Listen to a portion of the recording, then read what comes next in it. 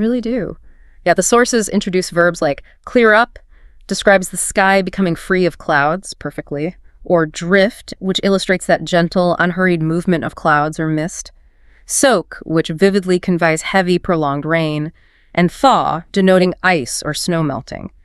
These aren't just static descriptions, they give the weather agency a sense of action. It's no longer just the sky is cloudy, but the clouds drift lazily, or the rain soaks the ground.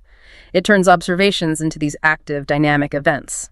It's almost like giving the weather its own personality, which is interesting.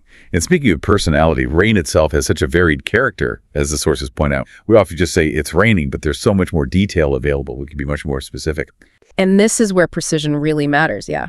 Terms like downpour, cloudburst, torrent, they're absolutely not interchangeable. They convey really distinct intensities, durations, impacts.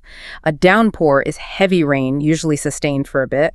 A cloudburst, though, that's much more sudden, incredibly intense, often quite localized, like a sudden, almost violent release of water. And torrent usually implies the result, that rushing, overwhelming flow of water, like in a flash flood, rather than just the falling rain itself.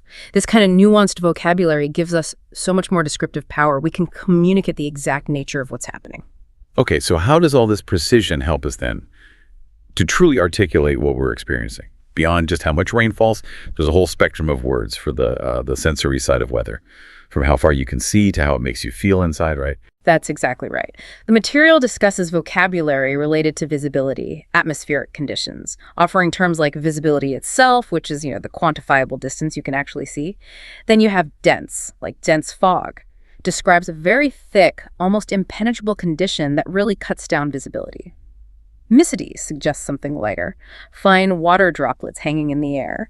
And hazy usually refers to air that's slightly obscured, maybe by dust or smoke particles. Distant objects look less clear. These terms let you convey exactly what you're seeing or maybe not seeing in the air. It really enriches your description of the whole sensory environment.